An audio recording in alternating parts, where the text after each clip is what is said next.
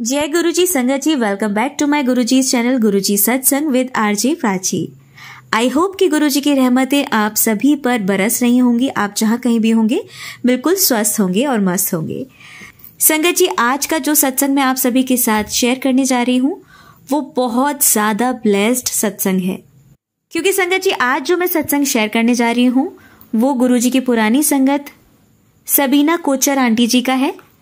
जो वचन मैंने आप सभी के साथ शेयर किए थे अपने चैनल पे, उन वचनों के बारे में भी आंटी जी के सत्संग के थ्रू सभी को पता चला, जिससे कि हम सभी बहुत ज़्यादा ब्लेस्ड फील करते हैं, क्योंकि हम उस समय गुरुजी के सामने नहीं थे। इस चीज़ का हम बहुत ज़्यादा रिग्रेट फील करते हैं, लेकिन जब हम आंटी जी से सत्संग सुनते हैं और उनके थ्रू जब हम ये जान पाते हैं कि हमारे गुरुजी क्या कहते थे, और वचनों के रूप में जब हम गुरुजी की वाणी को सुनते हैं और समझते हैं कि वो क्या कहना चाहते थे, उनकी शिक्षाएं क्या होती थी, तो बहुत ही ब्लेस्ड फील होता है।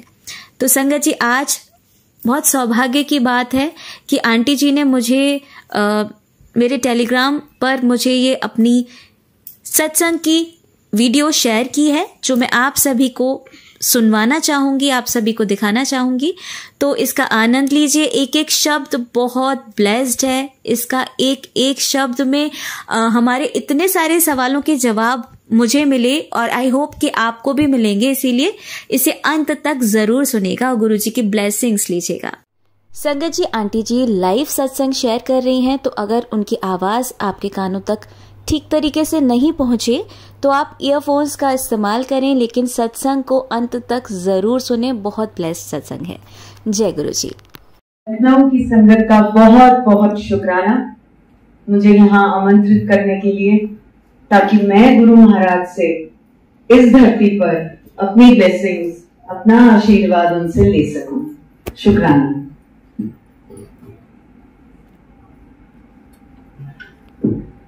मैं आपको 1995 में ले चलती हूँ।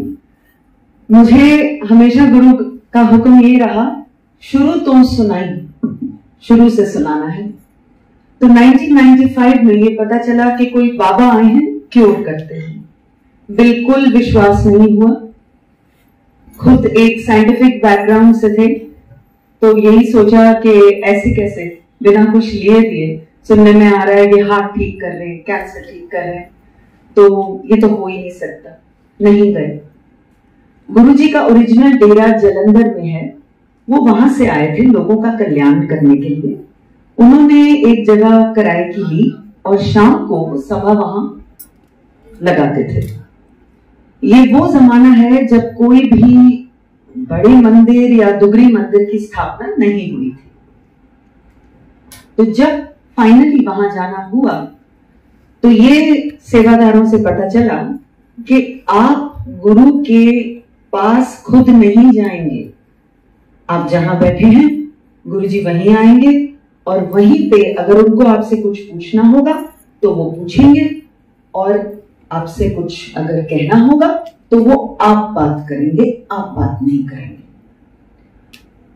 ऐसा मेरे हस्बैंड ने मुझे बाद में बताया कि गुरुजी कुछ 13 बार उनके पास आए होंगे और हर बार मेरे हस्बैंड का ये मन करा कि वो उनके चरण स्पर्श कर लें, और गुरुजी उनके पास रुकते थे, वेट करते थे कि वो कर लें, फिर वो आगे चलते थे। मेरे मन में ये धारणा चल रही थी कि मैं इनको जानती तक नहीं, कोई तांत्रिक ही ना हो, कोई गलती ना हो, मैं कोई गलत जगह तो नहीं आ गई, मैं तो दूर से ही नमस्कार कर लूंगी। तो जब मेरे पास गुरुजी आए तो स्माइल करें और करके बोलते हैं नमस्कार, तो मैंने ये सोचा ये तो माइंड रीड कर सकते हैं। उसके बाद मुझे ये बोला गया कि कुछ 40 गाड़ियां मेरे पीछे कहीं जा रही हैं, अपनी भी लगा लो और वहां आओ। तो गुरुजी हमें लेके गए एम्पायर स्टेट। उस जमाने की बात है जब वो आंटी का घर था, ड्राइंग रूम, डाइनिंग रूम बकायदा उसी तरह जैसे घरों में होता है था, लेकिन सारे जमीन पे बैठे हुए थे और मैं तो जमीन पे बैठ ही नहीं पाती थी। मैं इसलिए गई थी कि मेरा 7 साल का बच्चा हर महीने बुखार में तड़पता था अपने गले के कारण। और काफी टाइम से ये सिलसिला चलता इसी तरह से आ रहा था। मेरी अपनी टांगों में हिप से लेके टोज तक इतनी दर्द होती थी कि इतने इलाज कराने के बावजूद वो दर्द का मर्ज पता नहीं चलता था और दर्द जाती नहीं थी। मेरे मन में था, ये मैं सुन रही हूँ हार्ट और कैंसर यहाँ लोगों के ठीक हो रहे हैं, ये तो इनके लिए करना कुछ ऐसी बड़ी बात होगी ही नहीं। फिर फाइनली गुरुजी वहां जाके अपने कमरे में सीधा गए और दरवाजा उन्होंने कर लिया बंद। मैं ना बैठ सकती थी तो मैं एक कोने में जाके खड़ी हो गई। मैंने देखा 15 से 30 जने वहां पे दोनों साइड उस दरवाजे के हैं। मैंने कहा इतनी देर से ये बोलते थे मेरे ब्रदर लोग को अपने भाई भरजाई को लेकर आओ और हम नहीं जाते थे, मेरा नंबर तो यहाँ आने वाला है ही नहीं। दरवाजा खुला, गुरुजी सीधा मेरे तरफ आए और इशारा करके ऐसे उन्होंने करा। मुझे नहीं पता मैं कब बैठ गई होंगी थक के, हड़बड़ा के मैं उठी तो मुझे कहते हैं पंजाबी में बता। मैंने कहा जी मेरा लड़का, कहते हैं उसकी छोड़ अपनी बता, तुझे क्या प्रॉब्लम है। मैंने कहा जी मेरी टांगें बहुत दर्द करती हैं। तो यहाँ इतनी देर तू बैठी रही, तुझे दर्द हुई, आज के बाद नहीं होगी। आज 2025 चल रहा है, कहाँ गई दर्द मुझे नहीं पता। No medication, no pain, it vanished, उसी क्षण गायब। कहते हैं अच्छा आप बेटे का बता। मैंने उनको कोई डिटेल्स नहीं दी, मैंने सिर्फ बोला जी गला खराब रहता है, कहते हैं इसको सोने का ओम बना दे और घर में चावल बनाना और खाना बंद कर दो। तो मैंने ये सोचा कि इतने छोटे से बच्चे को सोने की चेन, अभी मैं सोच रही थी तो कहते हैं पीले तागे में पहना दियो। फिर again I saw him, sir ये तो फिर उन्होंने मेरा माइंड रीड करा। तो कुछ तो शक्ति है यहाँ, he can read my mind at least. धीरे से मैंने उनके कान में विस्पर करा। मैंने कहा जी जॉइंट फैमिली है, मतलब मैं मान सकती हूँ आपकी बात, लेकिन ये जो बाकी घर के मेंबर हैं ये चावल कैसे खाना बंद करेंगे। तो उन्होंने बोला तू, तेरा घरवाला, तेरे दोनों बच्चे सारी उम्र ना चावल खाएंगे ना बरतेंगे। और बाद में बताया गया कि कभी उनके प्रसाद में अगर आ गया तो उसको चावल की नजर से देखना ही नहीं है। प्रसाद जो होता है वो किसी पदार्थ की नजर से नहीं देखा जाता कि ये दाल है, ये सब्जी है, ये रोटी है। उसको गुरुजी ने बताया कि सिर्फ इसको प्रसाद की नजर से देखो और ग्रहण कर जाओ। उस टाइम मुझे ब्लेसिंग्स और भी मिली। तेरा अपना स्कूल है। मैंने कहा नहीं, आपको गलत फहमी हुई है, स्कूल मेरी मदर का है, वो चलाती है, मेरा कोई स्कूल वूल नहीं। कहते नहीं तेरा अपना है, बहुत बढ़िया चल रहा है, मैंने देख लिया, तू भी देख लियो। उसके बाद कुछ वो बोलते गए और मैंने सोचा लाइक कुछ तो होगा इनमें जो इतनी यहाँ जनता इकट्ठी हुई भी है। I got a whip from him. मुझे ऐसा लगा जैसे उनकी पूरे जिस्म में से एक फ्रेग्रेंस आई, जो बाद में गुरुजी ने मुझे बताया गुरु जो होते हैं वो युगों युगों के तप से भीजे होते हैं और उनकी जो तपस्या होती है उस तपस्या का ये असर होता है कि उनके पूरे बीइंग में, क्योंकि वो इंसान की जूनी में आए होते हैं, उससे फ्रेग्रेंस आती है। और उन्होंने ऐसा भी कहा कि ये मेरा प्रसाद है। दो जने घर में बैठे होंगे, एक को आएगी दूसरे को नहीं आएगी, क्योंकि ये मेरे ऊपर है कि मैं अपना प्रसाद किसको देना चाहता हूं।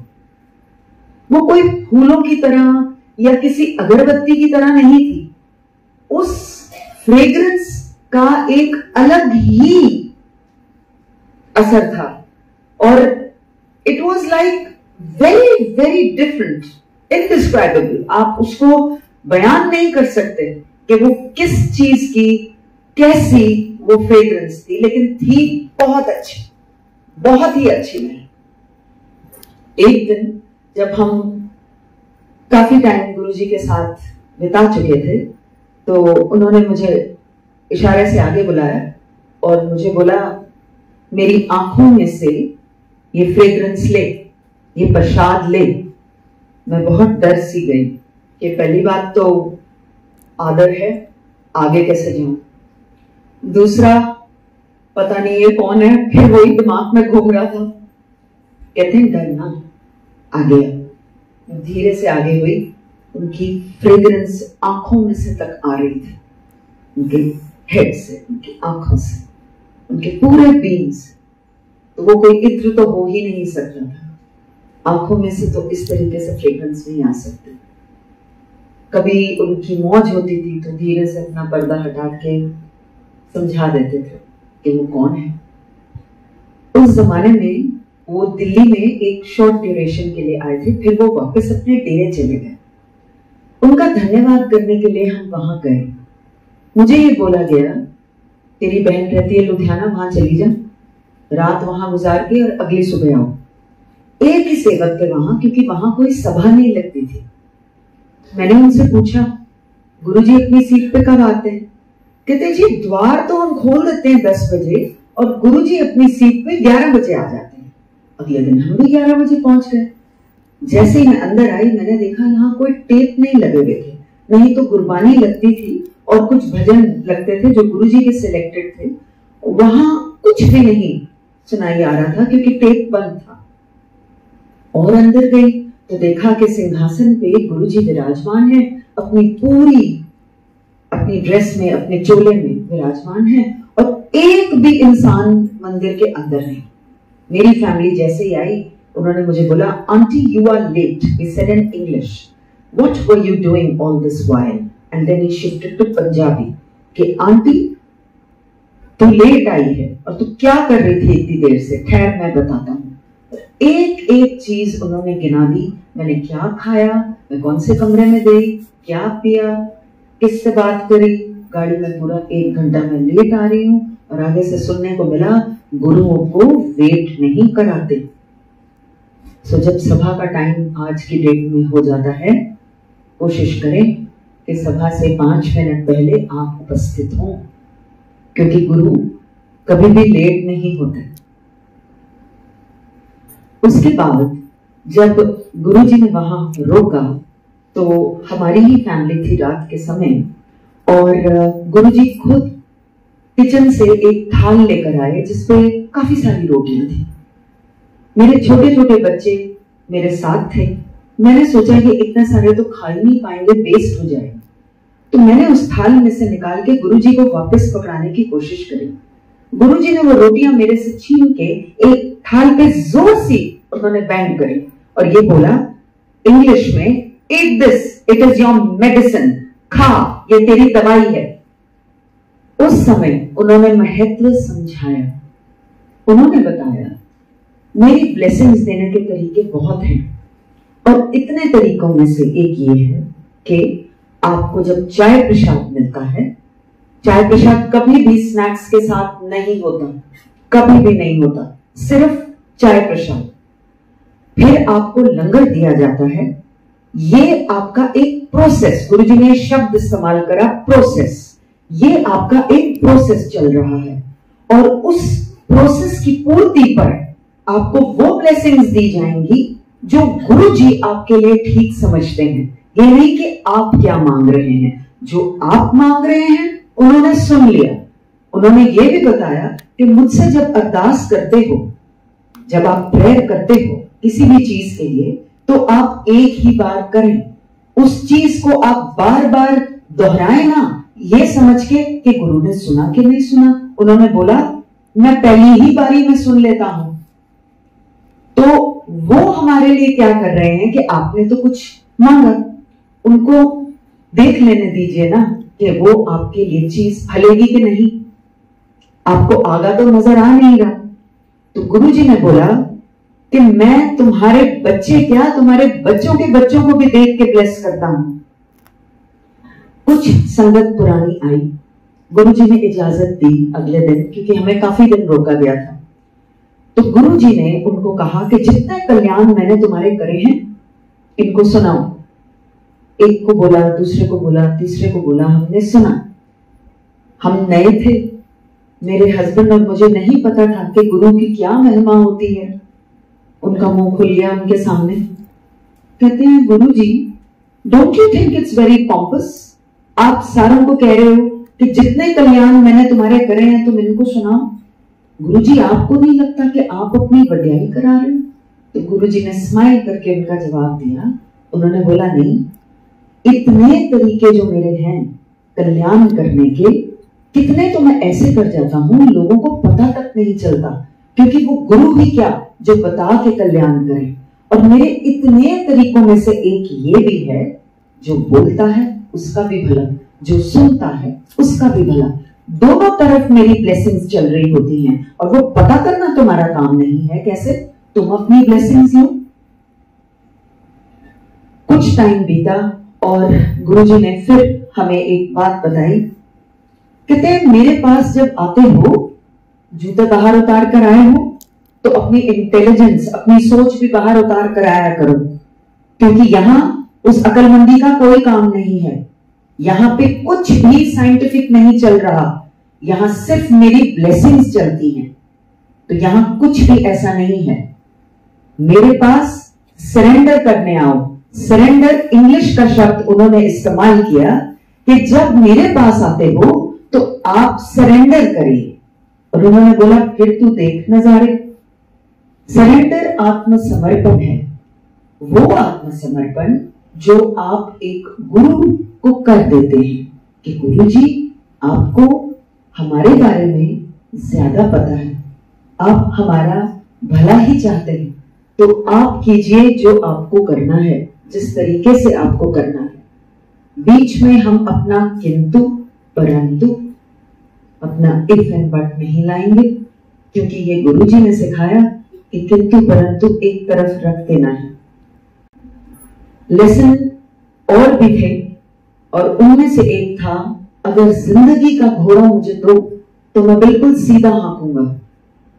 तो जिंदगी की डोर अगर हम भोले भाव अपने गुरु को पकड़ा देते हैं, तो उनका दायित्व हो जाता है कि वो हमारी जिंदगी में जो हमारे लिए सबसे अच्छा है, बेहतरीन है, वो करें। और वो करते हैं।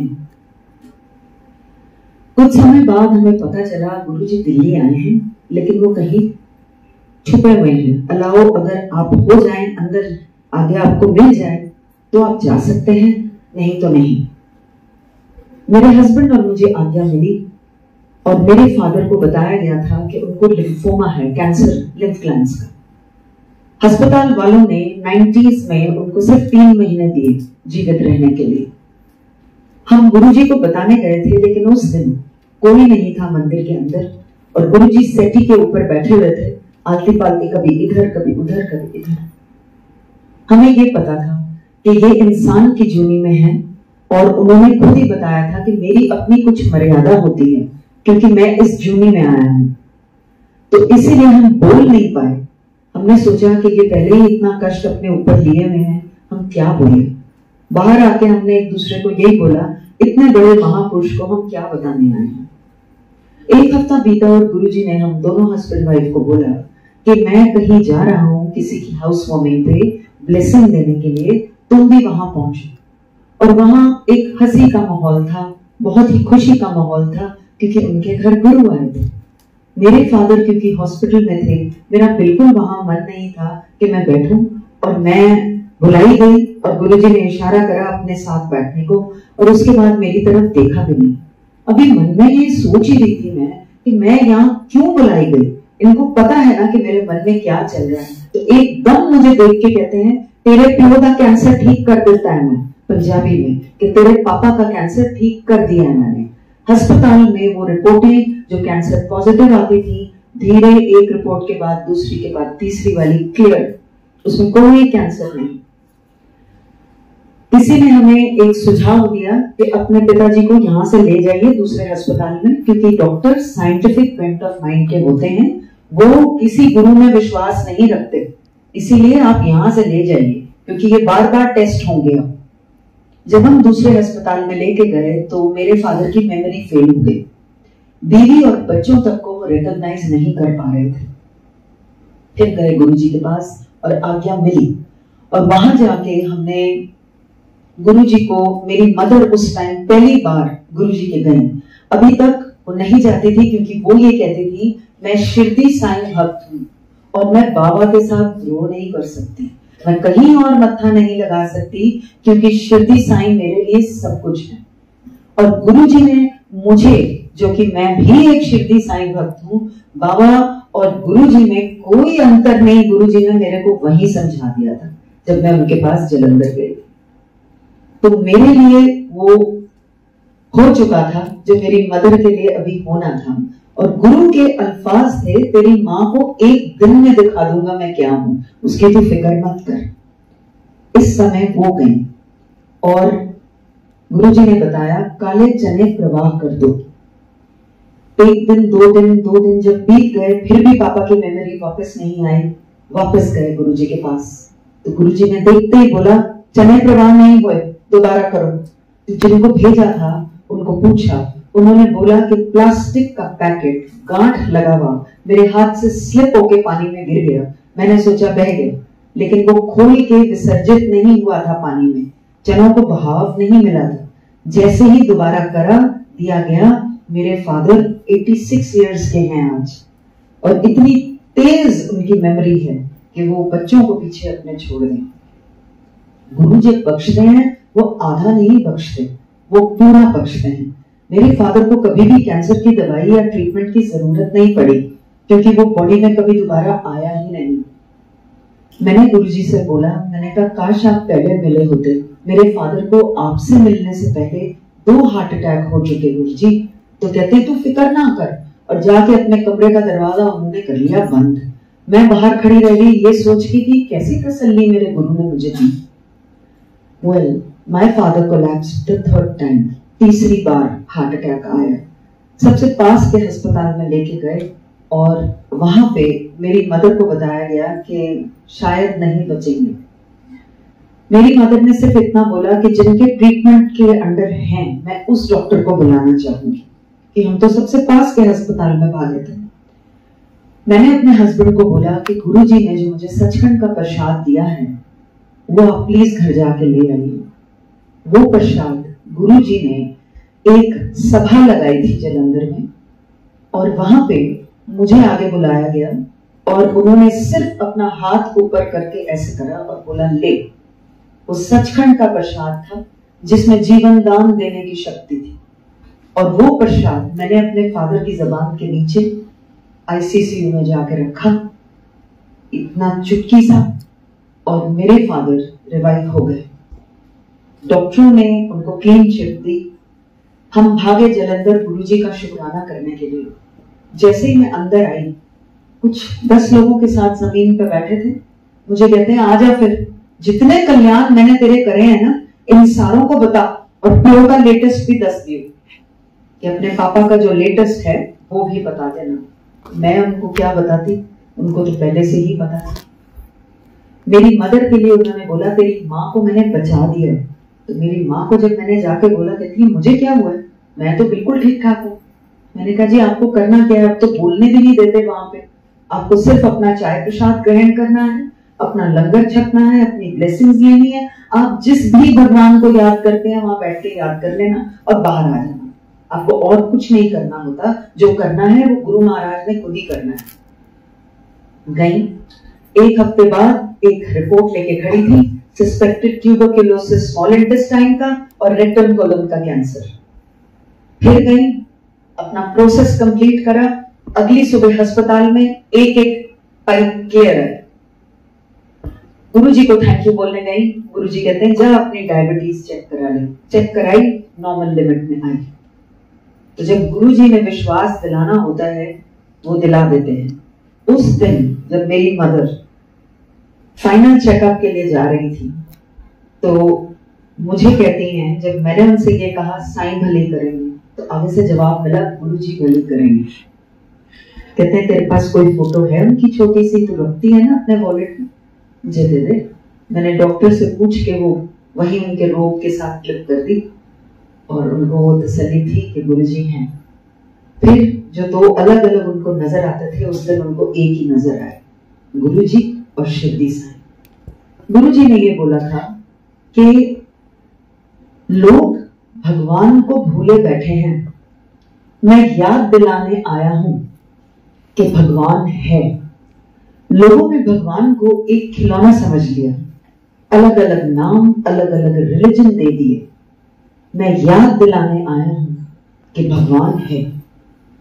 और फिर उन्होंने कितने कल्याण किए, हमारी आंखों के सामने कितने लोगों का कल्याण हुआ, कितने लोगों का ल्यूकीमिया ठीक हुआ, कितने लोगों का ब्रेन ट्यूमर ठीक हुआ, भयानक से भयानक कोई बीमारी, लेकिन गुरु के लिए वो ठीक करना बहुत आसान था। वो कुछ भी कर सकते हैं। किसी चीज में अगर आपको देरी लग रही है, आप उस देरी को लेके ना बैठे। ये मेरा हाथ जोड़ के आपसे एक अनुरोध है कि आप उस देरी में गुरु महाराज को याद करें, आप पाठ करें। वो देरी और वो जो पेशेंस आपको रखनी है, वो बहुत आराम से आप उस चीज से गुजर जाएंगे, उस वेट से गुजर जाएंगे।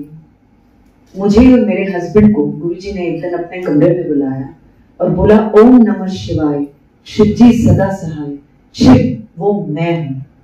ये जाप हमें दिया गया और हमें बोला गया कि जब भी तुम ये करते हो, ये शक्ति मेरी जो है वो आती है।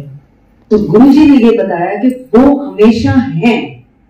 हम जब ये जाप बोलते हैं, वो शक्ति एनर्जाइज हो जाती है, और वो शक्ति हमारी नहीं है, हमारे में कुछ नहीं है, हम जीरो हैं। शक्ति गुरु महाराज की है, और वो आप पे, आपके सर्कमस्टांसेस पे, आपकी सराउंडिंग्स पे वो शक्ति काम करती है, और वो उसी तरह से काम करेगी जिस तरीके से गुरु महाराज उसको एक इजाजत देते हैं कि वो किस तरीके से शक्ति आपके ऊपर काम करती है। तो वो गुरुजी ने हमें बहुत साल पहले बताया। साथ में ये भी बोला था, गुप्त पाठ गुप्त दान। साथ बैठे को पता ना चले कि तुम क्या पाठ कर रहे हो या तुम पाठ कर रहे हो, पता नहीं चलना चाहिए। ये तो कोरोना वायरस के बाद बाहर निकला कि क्या था, किसी को दिया किसी को नहीं दिया, वो भी उनकी डिस्क्रिप्शन होती थी कि किसको उन्होंने दिया। अब जिस जिसको दिया वो बाद में अपने अपने सत्संगों में सब बता रहे हैं। तो गुरु जी इज वेरी मच देयर। उनके अल्फाज ये थे, हार्ड मास का सामने बैठा हूं, लोगों ने इंसान समझ लिया, बहुत बाद में समझ आएगी कि मैं क्या हूं। मतलब हड्डी और मांस का बना हुआ एक इंसान में लोगों को दिखता हूं, और उन्होंने मेरे को इंसान ही समझ लिया। तो उनकी खुद की ये मर्जी जब होती थी कि वो किसी को बयान करें कि उनका क्या क्या ओहदा है और क्या स्टैचर है, सिर्फ तब हमें पता चलता था। मुझे एक दिन बुला के बोला गया, अगर मैं तुझे बताऊंगा तुझे क्या है तो तेरे पैरों तले जमीन खिसक जाएगी। मैंने हाथ जोड़े और मैंने बोला, जी आप मुझे प्लीज बताना मत, मुझे कुछ भी पता नहीं करना, आप मुझे ठीक कर देना। मैं देख चुकी कि आप कितने कल्याण कर रहे हो, आप सब कुछ कर सकते हो। मुझे बिना दर्शन के 5 साल रखा गया। ये उस जमाने की बात है जब गुरुजी के स्वरूप आम नहीं मिलते थे, और ना ही किसी की दुकान में या किसी के ऐसे लगे होते थे। गुरुजी स्वयं छोटे छोटे स्वरूप प्रसाद के तौर पे देते थे। तो ऐसे नहीं था कि गुरुजी की फोटो आपको कहीं से भी मिल जाए। इतनी मनता भी नहीं थी गुरुजी की, इतने लोगों को भी उनके बारे में नहीं पता था। I was not supposed to tell my family either, सिवाय मेरे हस्बैंड के। ना मेरे बच्चों को, ना मेरे सास ससुर या माँ बाप को या फैमिली मेंबर्स को ये पता था कि गुरुजी ने ये हुक्म मुझे दिया है, क्योंकि उन्हीं का हुक्म था, जब मैं बोलूंगा सिर्फ तब बताएगी। 5 साल बीते, मैंने मन में उनसे अरदास करी कि महाराज मेरा बहुत मन करता है कि आपके मुझे दर्शन हो, आप कुछ भी करके एक फोटोग्राफ मुझे दीजिए, मैं किसी से मांगूंगी नहीं। मेरे हस्बैंड एक ही मैगजीन लेते थे और उस मैगजीन में गुरु महाराज की एक फोटो छप के आई, ना उससे पहले ना उससे बाद, क्योंकि गुरु महाराज के ही हुक्म से ये कहा गया था कि कभी भी उनकी फोटोग्राफ किसी अखबार में, मैगजीन पे या टीवी में नहीं देनी, मनाही थी ऐसे प्रचार की। संगत करना, जो मैं आज कर रही हूं आपके साथ, संगत करना ही गुरुजी ने अलाउ किया था। तो वो जब फोटो आई, मैंने वो पन्ना निकाल के अपने बेड साइड ड्रॉर में रख लिया। आई वॉज वेटिंग कि ये हुक्म मुझे भेजेंगे। मेरा सांस एकदम उखड़ गया, मैं बिल्कुल भी सांस ढंग से नहीं ले पा रही थी। मैंने अपने माँ बाप को और अपने हस्बैंड को फोन करके बस इतना ही कहा, मुझे सांस नहीं आ रहा। मेरी मदर इन लॉ की डेथ हो चुकी थी। बाद में मुझे बताया गया कि मेरा बेटा ऑक्सीजन सिलेंडर लेने के लिए पास के हॉस्पिटल में भागा और मेरी बेटी नेबर से हेल्प लेने के लिए भागी थी। जब कोई नहीं था कमरे में, मैंने बहुत मुश्किल से वो फोटो निकाली और सिर्फ इतना बोला, गुरुजी मुझे सांस नहीं आ रहा। एक अजीब सी सेंसेशन मेरे गर्दन के पीछे मुझे लगा, कुछ हलचल हुई और ऐसे लगा जैसे किसी ने मुझे सांस दिया और सांस आया।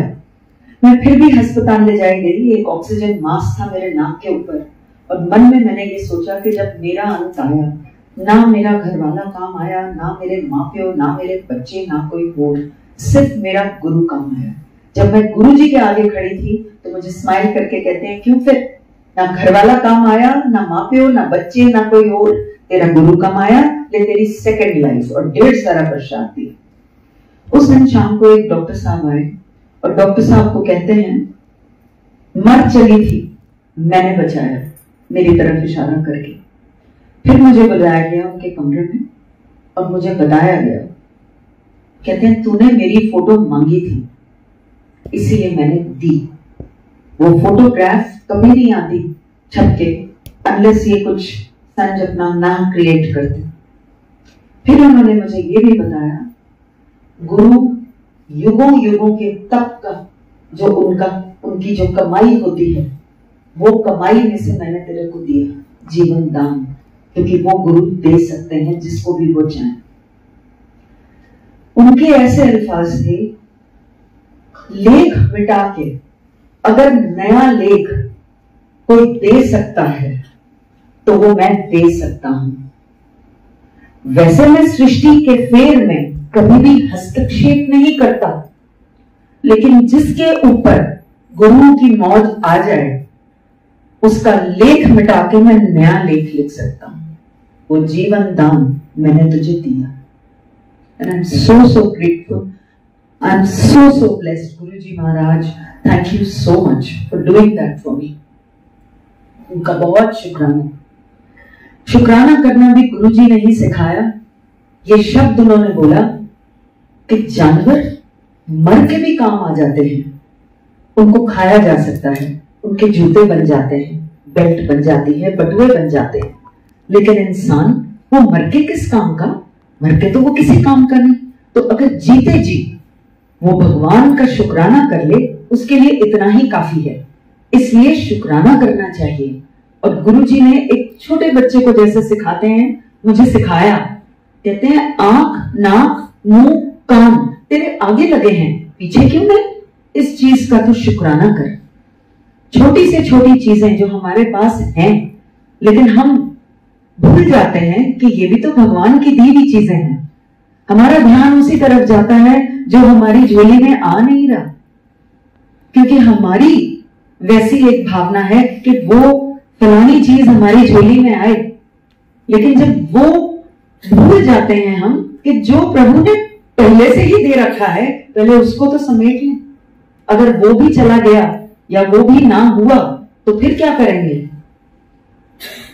एक दिन उन्होंने ऐसा बताया कि गुरुओं के लेवल होते हैं, अलग अलग महापुरुषों के भी लेवल होते हैं। हर महापुरुष को पता है कि उसका क्या काम है। कोई वर्ल्ड में एक ऐसा आता है जो लोगों का मर्ज अपने ऊपर खींच लेता है, अपने कंधों पे उठा लेता है, और वो सतगुरु होता है, वो मैं हूं। कोई ऐसा कह नहीं सकता जब तक उसने किया ना हो। गुरुजी ने फिर बताया, मैं प्रैक्टिकल करके दिखाता हूं। कोई दूसरा अगर करने की कोशिश करेगा, वो भार नहीं उठा पाएगा, उसके कंधे झुक जाएंगे, वो कंबल कर जाएगा, वो भार नहीं उठा पाएगा लोगों का। तो सिर्फ वो ज्योत जो परमात्मा की इजाजत से आई होती है, सिर्फ वो जिसको हम इनकारनेशन ऑफ गॉड कहते हैं, वो गुरुजी हैं। एक परमात्मा की निरंकार की वो ज्योत जो लोगों का भला करने के लिए धरती पे आई। और उन्होंने ऐसा भी बोला था कि उनका जो इंसानी शरीर है वो एक मर्यादा में है। नाउ जो वो इंसानी शरीर के बाहर है, तो आप सोचें कि वो कोई मर्यादा उसकी है ही नहीं स्पिरिट फॉर्म की। वो कितना ज्यादा और कितना बड़ा आप सोचे वो रूप होगा कि हम सोच भी नहीं सकते। उस शक्ति का हम अंदाजा भी लगाने नहीं बैठ सकते कि गुरुजी क्या है। मेरी यही आप लोगों से ये इल्तिजा है कि आप उनको हल्के में ना लें, आप उनको बाय द वे बस ना लें। गुरु की जो बातें बताई हुई हैं, आप उस पे डटे रहिए। दुनिया क्या सोचती है ये जरूरी नहीं है, हमारा गुरु क्या सोचता है वो ज्यादा जरूरी है। संगत जी, बहुत ही ब्लेस्ड सत्संग है आंटी जी का। Thank you so much aunty जी ये सत्संग हम सभी के साथ शेयर करने के लिए। लेकिन संगत जी, ये अभी फर्स्ट पार्ट है, सभी के टाइम को ध्यान में रखते हुए ये थोड़ा लंबा सत्संग है और कोई इस सत्संग को अधूरा ना छोड़े, इसीलिए मैंने 2 पार्ट्स में इसे डिवाइड कर दिया है, जिससे कि आप आसानी से गुरुजी की ब्लेसिंग्स ले पाएँ, इसे पूरा सुन पाएँ। तो अगला पार्ट हम अगले वीडियो में शेयर करेंगे, इसका इंतज़ार कीजिएगा और गुरुजी की भरपूर ब्लेसिंग्स लीजिएगा। जय गुरुजी, शुक्राना गुरुजी।